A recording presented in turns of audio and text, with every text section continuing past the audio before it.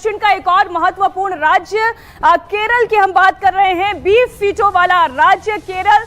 यहाँ पर अगर यूनाइटेड डेमोक्रेटिक फ्रंट की अगर बात की जाए 10 सीटों पर बढ़त बनाता हुआ दिख रहा है। एलजेएफ की बात करें तो 7 सीटों पर, बीजेपी की बात करें 3 सीट, यानी कि जो सबसे बड़ा गेन अगर इस राज्य में अगर दिखाई दे रहा है तो वो केवल बीजेपी को हम कहेंगे, क्योंकि 3 सीटों पर यहां पर कामयाबी मिलती हुई बीजेपी को नजर आ रही है। लेकिन हमें बात एक हाई प्रोफाइल सीट की करनी होगी और सबसे पहले बात हमें वायनाड की करनी होगी। राहुल गांधी जहां से चुनाव लड़ रहे हैं वो वायनाड सीट, कल वो पर्चा भरने के लिए पहुंच रहे हैं वायनाड। अमेठी से जब वो चुनाव हारे थे उसके बाद ये कहा जा रहा था कि वायनाड ने उनकी जान बचा ली, उनकी पॉलिटिकल करियर को बचा लिया, क्योंकि यहां से उन्होंने बम्पर जीत हासिल की थी। लेकिन ये केरल एक ऐसा राज्य है जहां पर इंडी अलायंस ध्वस्त हो जाता है। यहां पर कोई अलायंस नहीं है। यहाँ पर एक तरफ कांग्रेस पार्टी है, एक तरफ बीजेपी है और एक तरफ लेफ्ट दिखाई दे रही है। त्रिकोणीय मुकाबला इस राज्य में दिखाई दे रहा है। और राहुल गांधी की बात करें तो एक तस्वीर जो है मुझे पता नहीं आप लोगों ने सोशल मीडिया पर यह ट्रैक किया या नहीं किया, बीजेपी का जो उत्तर प्रदेश विंग है वो बड़े मजे ले रहा है। हर्षवर्धन जी उसने तो बकायदा एक मैं तो कहूंगी कि एकदम ट्रोल लैंग्वेज है, अब भाग चले लिखा हुआ है, अमेठी और रायबरेली से जोड़ते हुए लिखा है, कहा है बड़े बेआबरू होकर तेरे पूछे से हम निकले। नहीं देखिए, और अमेठी रायबरेली में अभी तक कैंडिडेट नहीं हुआ है। सोशल मीडिया में ये सब चलता है, लेकिन ये तो सच है ना कि वो सीट जिसने नेहरू जी से लेकर, वो राज्य कह लें जिसने नेहरू जी से लेकर राहुल गांधी को प्रतिनिधि बनाया, और उसमें भी वहां तो राजीव गांधी, संजय गांधी, सोनिया गांधी, राहुल गांधी, चार गांधी परिवार के नेता रहे, उसके अलावा भी उनके प्रतिनिधि वहां रहे।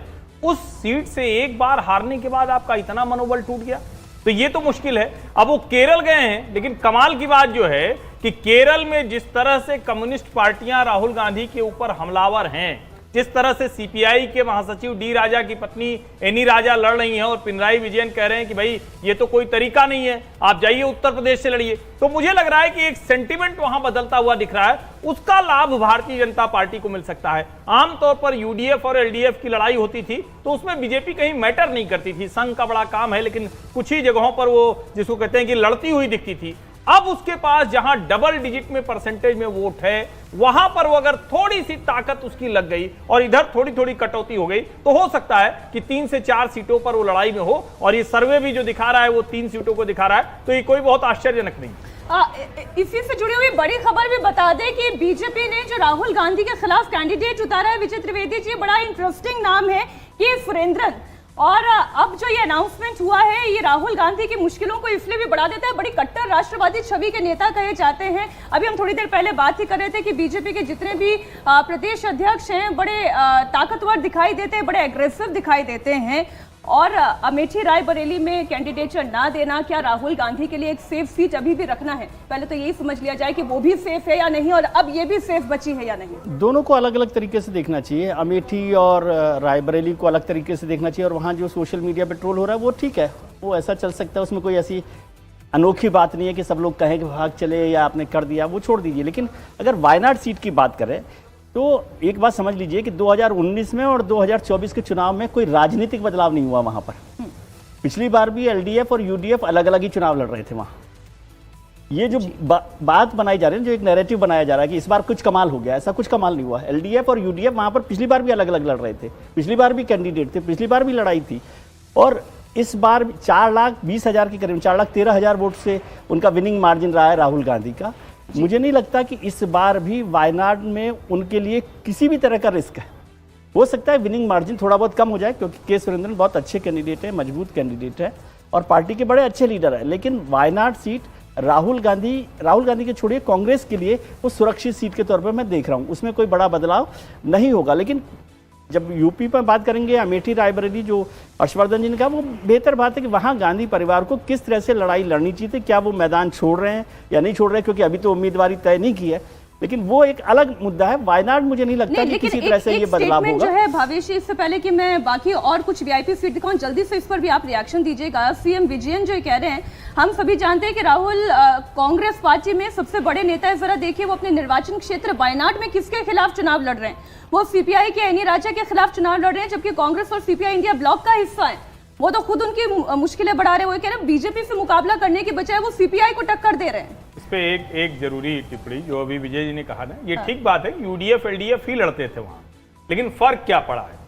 पिछली बार जब राहुल गांधी वहां गए तो कांग्रेस का मत प्रतिशत अचानक बड़ी तेजी से बढ़ गया, 65% मत मिला है, क्योंकि मुस्लिम आबादी, मुस्लिम इलेक्टोरेट वहां बहुत ज्यादा है। लेकिन इस बार सीपीआई ने वहां से डी राजा की पत्नी एनी राजा को चुनाव लड़ा दिया। गंभीरता देखिए, तिरुवनंतपुरम की बात करें तो वहां भी कम्युनिस्ट पार्टियां पूरी ताकत से लड़ रही, और आप अगर शशि थरूर के बयान देखें तो वो कह रहे हैं कि देखिए कम्युनिस्ट पार्टियां भाजपा के हाथों में खेल रही। ये वाली बयानबाजी केरल की राजनीति में कभी नहीं हुई, यानी first time BJP electorally matter कर रही है, वहां उसका कुछ असर दिख रहा है, वहां कुछ सेंधमारी कर रही। वहां चुनाव कितनी सीटों पर जीतेगी अभी भी बहुत कठिन है, लेकिन फिर भी 3 से 4 सीट है जहां वो मुकाबले में बहुत अच्छी तरह से है। अब हम जिस मुकाबले की बात करें, कुछ और वीवीआईपी सीट्स की बात कर ले आरती जी, फिर मैं आपके पास आती हूँ। त्रिभुवनंतपुरम एक ऐसी सीट है जहां से शशि थरूर अब तक चुनाव जीतते आए हैं, लेकिन ये हाई प्रोफाइल सीट बड़ी टफ हो गई है। 3 बार से कांग्रेस के शशि थरूर जिन्होंने यहां से जीत दर्ज की, पिछले चुनाव की बात करें तो 1 लाख वोटों के अंतर से बीजेपी को हराया था। यहां से बीजेपी ने केंद्रीय मंत्री राजीव चंद्रशेखर को कैंडिडेट बनाया है। ये मुकाबला चूंकि त्रिकोणीय है, ओपिनियन पोल के मुताबिक कांग्रेस और बीजेपी के अंदर कड़ी टक्कर दिखाई दे रही है, और मुकाबले में बीजेपी लीड करती हुई दिखाई दे रही है। शशि थरूर के लिए थोड़ा सा चिंता की बात है। मैं एक बार अटिंगल के बारे में और जानकारी दे दूं दर्शकों को। अटिंगल जो कि कांग्रेस के अदूर प्रकाश यहां से सांसद हैं, कांग्रेस ने दोबारा उन्हें ही अपना कैंडिडेट बनाया है। बीजेपी के केंद्रीय विदेश राज्य मंत्री वी मुरलीधरन वो चुनावी मैदान में है। लेफ्ट ने वर्कला सीट से 2 बार के विधायक वी जॉय पर दांव लगाया है। वहीं अगर बात की जाए 2019 के त्रिकोणीय मुकाबले की भी, तो बीजेपी के वोट शेयर में जहां सबसे ज्यादा उछाल आया था वो अटिंगल सीट ही है। इस बार कांग्रेस के अदूर प्रकाश पीछे दिखाई दे रहे हैं, बीजेपी नेता वी मुरलीधरन आगे दिखाई दे रहे हैं, लेफ्ट भी यहां पर एक सेटबैक दिखाई दे रहा है। पथनमथिट्टा की बात करें, पथनमथिट्टा में एंटो एंटनी कांग्रेस पार्टी के नेता पीछे दिखाई दे रहे हैं, बीजेपी के अनिल एंटनी इस सीट पर आगे दिखाई दे रहे हैं। अनिल एंटनी वर्सेस एंटो एंटनी तो सिटिंग एमपी है। ये 3 सीटें ऐसी है जहां पर कांग्रेस पार्टी के लिए आरती जी चिंता बढ़ रही है, बीजेपी को फायदा होता दिख रहा है। बिल्कुल, मुझे लगता है इन तीनों सीटों पे वाकई टक्कर जो है बहुत कड़ी है, और कहीं ना कहीं मुझे लगता है कि शशि थरूर जो तिरुवनंतपुरम से जो विधायक है, अभी विधायक नहीं सांसद है, तो उनके लिए सबसे बड़ा प्रेस्टीज का इशू है। लेकिन साथ ही साथ ये भी अटकलें लगाई जाती है कि शशि जी कभी भी बीजेपी में जा सकते हैं, वो इलेक्शन के बाद भी ऐसा कोई पॉसिबिलिटी हो सकती है। इनफैक्ट कई सालों से ये चर्चा में ये बात थी, लेकिन राजीव चंद्रशेखर का जो एक रिकॉर्ड है कि वो मिनिस्टर भी है और ओवरऑल जो एक बहुत ही अच्छा प्रोफाइल है उनका, एक पढ़े लिखे व्यक्ति का, जो डेमोग्राफिक्स केरला में है, आपको पता है कि हाईली लिटरेट स्टेट है और जनरली ऐसे कैंडिडेट्स को पसंद करती है, थरूर जैसे कैंडिडेट्स को, तो उनका मुकाबला राजीव चंद्रशेखर से होता है। तो मुझे लगता है राजीव को इस बात का एज है कि वो एक तो इस टाइम पे एक मिनिस्टर है, और दूसरा उतने ही प्रोलिफिक है, उतने ही अच्छी वोकैबुलरी में बात करते हैं जितनी शशि थरूर। मतलब वैसे ही अंग्रेजी बोलेंगे वो भी।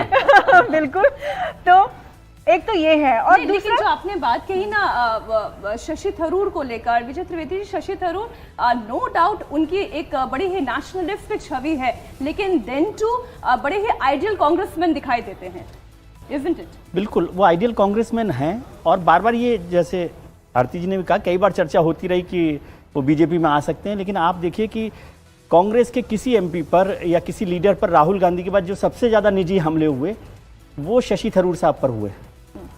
पिछले यदि इतिहास देखें पिछले 10 साल का, तो शशि थरूर पर सबसे ज़्यादा निजी हमले भारतीय जनता पार्टी के नेताओं ने किए हैं, इसलिए उसकी संभावना मुझे कम लगती है। राजीव चंद्रशेखर एक हाई प्रोफाइल कैंडिडेट हैं बीजेपी के जो एक मजबूत टक्कर वहाँ पर तिरुवनंतपुरम में दे सकते हैं, इसमें कोई शक नहीं है। लेकिन शशि थरूर वहाँ पर बहुत पॉपुलर लीडर्स में से हैं और उनकी जो छवि है वो सेक्युलर प्लस हिंदू दोनों मिलाकर छवि है, तो वो इसलिए बहुत मुश्किल उनको नहीं होती। लेकिन राजीव चंद्रशेखर ये जाहिर है कि एक मजबूत कड़ी टक्कर उन्हें दे सकते हैं। लेकिन 3 सीटों पर मेरे को अब भी बहुत संभावना नहीं लगती कि केरल में 3 सीटें भारतीय जनता पार्टी को मिल जाए। 3 सीटें अभी भी कोई चेंज करना चाह रहे हैं आप? आपको लग रहा है कि नहीं मिलेगी?